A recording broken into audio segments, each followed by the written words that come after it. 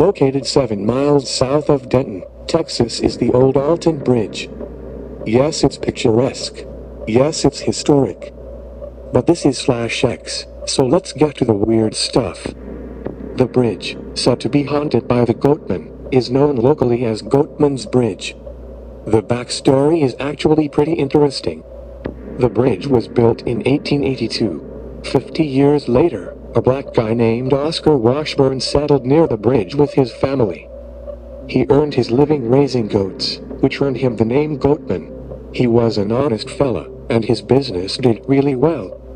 Unfortunately, there were those who didn't take too kindly to successful black men in their neck of the woods.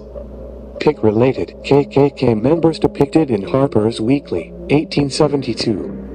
So imagine how they felt when Washburn posted a sign on the Old Alton Bridge advertising his business.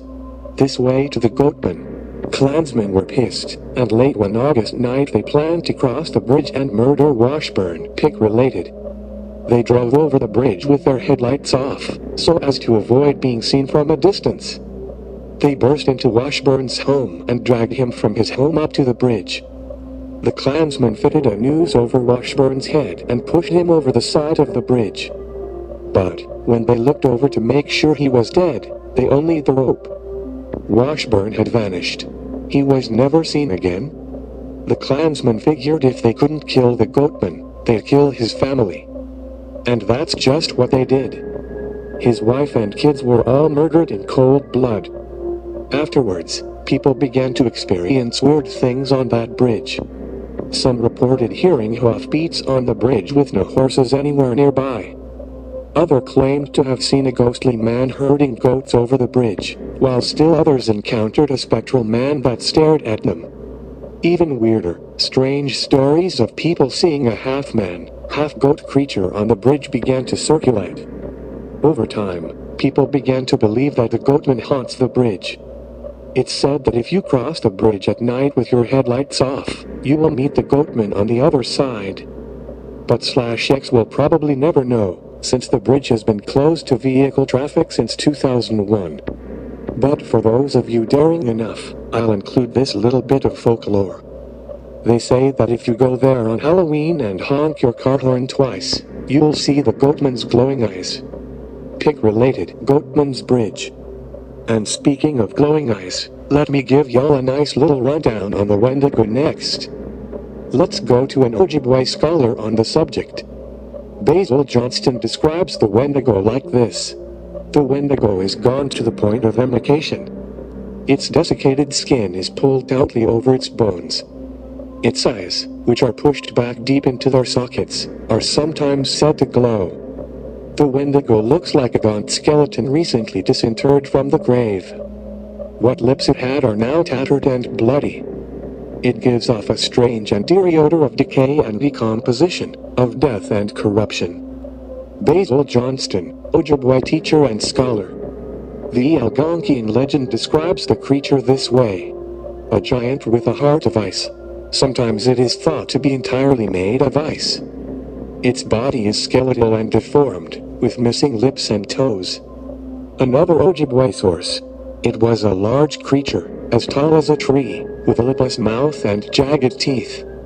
Its breath was a strange hiss, its footprints full of blood, and it ate any man, woman or child who ventured into its territory. And those were the lucky ones. Sometimes, the Wendigo chose to possess a person instead, and then the luckless individual became a Wendigo himself, hunting down those he had once loved and feasting upon their flesh.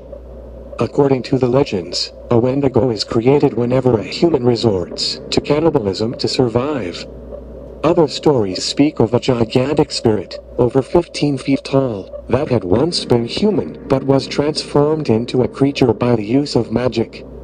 Sometimes they're depicted as gluttonous and fat, and other times as emaciated from starvation. In either case, the creature is a near-perfect hunter that knows and uses every inch of its territory. And worse, it can control the weather through the use of dark magic. There's also a cool document that mentions some people overcome by Wendigo psychosis. It's from the Jesuit Relations, and dates back to 1661. They had sent some men out to rendezvous with a native tribe, but the men never returned. They met their death the previous winter in a very strange manner.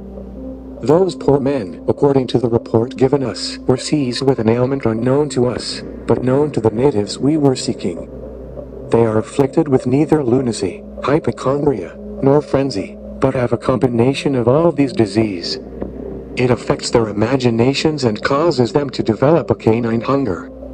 This makes them so ravenous for human flesh that they pounce upon women, children, and even upon men, like veritable werewolves, and devour them voraciously, without being able to appease their appetite, always seeking fresh prey. The more they get, the more they want. This illness attacked our men, and, as death is the sole remedy among natives for such a condition, they were slain in order to stay the course of their madness. Tons of people were overcome with this apparent insatiable appetite for human flesh. A famous case involves a Cree Indian fella named Swift Runner. He and his family were starving during the winter of 1878, along with lots of other families, and his son eventually died of starvation. Swift Runner very quickly made the decision to eat him. The rest of his family was disturbed by this. So then he ate them too. Pick related Swift Runner on the left. At the same time, there were stories of a Wendigo being spotted near a town called Rossisoo in northern Minnesota. People claimed to see the creature on and off from the late 1800s well into the 1920s. Each time that someone reported seeing it, an unexpected death followed until, finally, it was seen no more. Then, there was Jack Fiddler, an OG Cree chief and medicine man, known for his skills in defeating Wendigos. Fiddler claimed to have defeated 14 Wendigos during his lifetime. Some of these creatures were said to have been sent by enemy shamans, but some were just tribe members overcome with a desire to eat human flesh.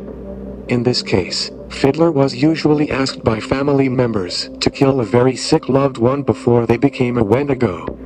This was done according to a specific ritual. Pick related Jack Fiddler is the second from the right, hands on his hips. There are many who still believe that the Wendigo roams the woods and the prairies of northern Minnesota and Canada.